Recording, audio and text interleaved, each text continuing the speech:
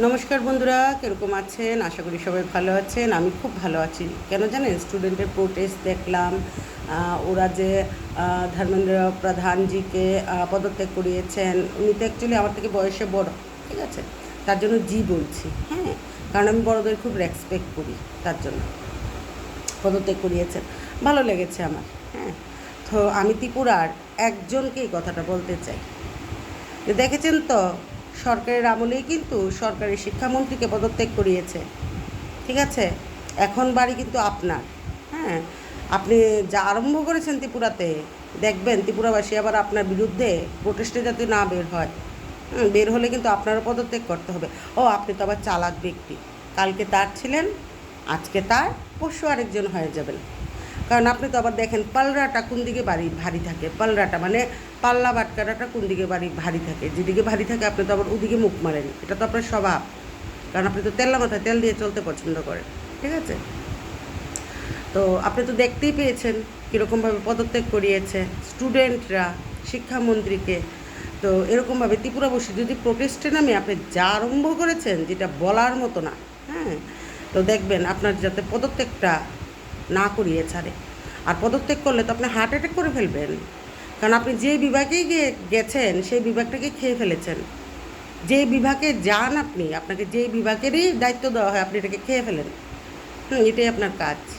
আপনাকে মন্ত্রী বানানো হয়েছে আপনি যাতে মানুষের প্রবলেম বুঝেন। কোথায় আপনি প্রবলেম বুঝেন? কোথায়? উল্টা আবার প্রবলেম করিয়ে দেন। হ্যাঁ, তার জন্য বলছি ভালোভাবে রাজ্যটাকে চালান, ভালোভাবে রাজ্যটাকে চালান, তাহলে তো ভোটটা পাবেন। এখন কি আপনি মানে এরকম মনে করছেন যে ভোটের দরকার নেই, জনতার দরকার নেই? এরকম তো অনেকেই মনে করে। জনতার দরকার নেই, সব দলের মানুষই মনে করে জনতার দরকার নেই। তারপর জনতা কি খেলাটা খেলে আপনি দেখেছেন তো, আগেও দেখেছেন বা রিসেন্ট প্রোটেস্টও দেখেছেন। তো আপনি তো আজকে তার, কালকে তার, পরশু তার করে আপনার বয়সটা কাটিয়ে দিচ্ছেন, কিন্তু আপনার অন্তিম সময়টা কী হবে একটাবার চিন্তা করেছেন? হ্যাঁ, আপনি যা আরম্ভ করেছেন, একজনকেই বলছি, বারবার বলছি, একজনকেই বলছি, যা আরম্ভ করেছেন, আমি প্রধানমন্ত্রীজির কাছে প্রার্থনা করে বলবো আপনি প্রত্যেকটা রাজ্যের মন্ত্রী, মিনিস্টার, এমএলএদের, সিএমদের বলে দিন রাজ্যটাকে সুন্দর করে চালাতে। আর আছে না পার্টির মধ্যে কিছু মানে 50 পয়সা 25 পয়সা যারা লাফালাফি করে, তাদেরকে একটু বলে দিন যে গুন্ডাগার্দিগুলি বন্ধ করতে। কারণ গুন্ডাগার্দি করে কিন্তু বেশি দিন টিকা যায় না। তো যে নাচানাচি করছে, একটু নাচানাচিটা কম করতে। আর আমি বেসিক্যালি বলছি,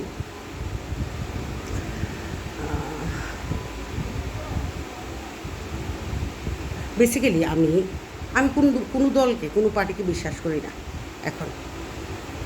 কেন করি না? কারণ আমাকে কমিটমেন্ট দিল যে এই করা হবে ত্রিপুরাবাসীর জন্য, তারপর দেখা গেল সে যখন সিংহাসনে বসে যায় কমিটমেন্টটা ভুলে যায়। তো কাকে ভোট দেব? কাকে ভোট দেব? ভোটের আগে ভালো রূপ দেখায়, হ্যাঁ, কোনখানে বিরোধিতা হলে ওইখানে গিয়ে জয়েন করে, হ্যাঁ, তাদেরকে সহায়তা করে। তারপর তারা যখন সিংহাসনে বসে যায় তখন ভুলে যায় যে তারা হয়তো বা কোনো প্রোটেস্টে সঙ্গে ছিল, মানুষকে কমিটমেন্ট দিয়েছিল, ভুলে যায় এগুলো। তার জন্য আমি কোনো দলকে বিশ্বাস করি না। আর দলের মধ্যে তো সেই পুরানো মুখ, যে কালকে ওই পার্টিতে ছিল সে আজকে এই পার্টিতে, পরশু যদি আরেকটা পার্টি আসে ওই পার্টিতে চলে যাবে। তো নিয়মগুলি তো ওই মানে সেম নিয়মেই চলতে থাকবে, কারণ সে ওই পার্টির মধ্যে রোজগার করতে পারেনি, এই পার্টিতে এসে রোজগার করতে পারছে, বা নেক্সটে কোনো পার্টিতে গেলে সে রোজগার করতে পারবে। ওই ব্যক্তিটা তো ঢুকবে। নতুন মুখ কোথায়? পুরানো মুখ দিয়েই তো পার্টি চলছে। কাকে ভোট দেব? আজকে যে পার্টিটা ধরুন যে এই কাজটা করেছে, হ্যাঁ, আমি দেখলাম, চোখে দেখলাম, তারপর দেখা গেল আরেকটা দল যখন এসছে ওই দলের মধ্যে এই ব্যক্তিটাই আছে, তাহলে আমার কি ইচ্ছা করবে ভোটটা আমি দেই? আমি বাকিদের কথা বলতে পারি না, আমার মনোবৃত্তি আমি বলছি। তো আমার মনে হয় দল যদি পরিবর্তিত হয় তার মধ্যে নতুন নতুন মুখ আনা দরকার, নতুন এমএলএ মিনিস্টার বানানো দরকার। আর আরেকটা জিনিস আমি বলতে চাইছি যে আমরা যখন ভোট দিই রাস্তার আর লাইনের মধ্যে দাঁড়িয়ে রোদ্রের মধ্যে ভোট দিই, কারণ আমাদেরকে তারা কমিটমেন্ট করে যে আপনাদের দেওয়া হবে। এরকম একটা সিস্টেম হতো যে কোনো সংবিধান থেকে কোনো বিধানসভা থেকে যদি ওই কমিটমেন্টগুলি ফুলফিল না করা হয় 6 মাসের মধ্যে আবার ভোট হবে ওকে পরিবর্তিত করার জন্য। এই নিয়মটা যদিও হতো সংবিধানে, আমি সবচেয়ে বেশি খুশি হতাম। তাহলে কোনো দলই সিংহাসনটাকে চক্রে বসে থাকতে পারতো না। তারা বুঝতে পারত যে মানে যে জনসাধারণের পাওয়ারটার কতটুকু শক্তি। তার জন্য বলছি যে জনগণকে বলছি যে দেশের উন্নতি হয় এরকম দলকে সমর্থন করা দরকার। আর দলকে আমি বলছি যে বেসিক্যালি দলকে সমর্থন করে বা আমি কী করবো, কী দিয়েছে দল আমাকে, তাই না? যে পুরানো লোকরাই তো বসবে। আজকে এই পার্টিতে এই লোক, কালকে যে আসবে এই লোকটাই কিন্তু ওই পার্টির মধ্যে যাবে, সেই এমএলএ হবে, সেই মিনিস্টার হবে। তো সে ওই পার্টির মধ্যে যে কাজগুলি করতে পারেনি, রোজগার করতে পারেনি, যে পার্টি এসছে তার মধ্যে ঢুকে তো সে পেয়ে গেল ওই পদটা, ওই রোজগারটা। তো আমাদের কী লাভ? তার জন্য বলছি দল পরিবর্তিত হলে নতুন নতুন মুখ রাখা দরকার, এডুকেটেড রাখা দরকার, মিনিমাম তার গ্র্যাজুয়েট হওয়া দরকার, গ্র্যাজুয়েটের সাথে সাথে একটা এক্সপিরিয়েন্স থাকা দরকার, একটা রাজ্যকে চালানোর জন্য তার ভিতরে মানবিকতা থাকা দরকার।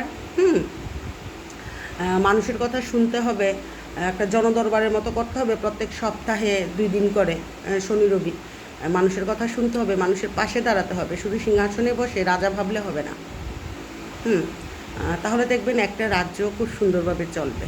হ্যাঁ, আর আমি বলতে চাইছি এই যে সবজি টবজির দাম, ইলেকট্রিক বিল, এগুলো একটু দেখুন, মানুষ খাবে না ইলেকট্রিক বিল দেবে? না, আর বাজার করে খেতেও তো টাকা লাগবে, জানেন? সেই দিন আমি বাজার থেকে কচু এনেছি। আমি আমার বাবাকে একটা সুন্দর কথা বলেছি যে বাবা, জিনিসপত্রের যে দাম, আমি কচুর যে উপরের যেগুলি থাকে না, এগুলিকে আমরা ত্রিপুরাবাসীরা চুকলা বলি।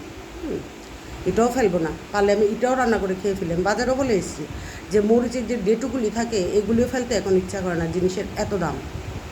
দামগুলি কমান, বাজার টাজারে গিয়ে একটু দেখুন। খাদ্য বিভাগ থেকে এগুলো একটু দেখুন, জিনিসের দাম এত কেন? কারণ আমরা জনসাধারণরা তো না খেয়ে মরে যাব। আর ইলেকট্রিক বিলের দিকে একটু নজর দেবেন। এরকমভাবে ইলেকট্রিক বিল আসলে কিন্তু মানুষ ফতুর হয়ে যাবে। আর আরেকটা কথা বলছি, আপনারা ভিআইপি গাড়িতে চলে নিজেদের ভিআইপি ভাববেন না। কারণ কেন জানেন? জনসাধারণের ভোটে কিন্তু আপনারা এসেছেন, আমরাই আপনাদের ভিআইপি বানিয়েছি। আজকের জন্য ভিডিওটা রাখছি। টাটা, বাই বাই, জয় হিন্দ।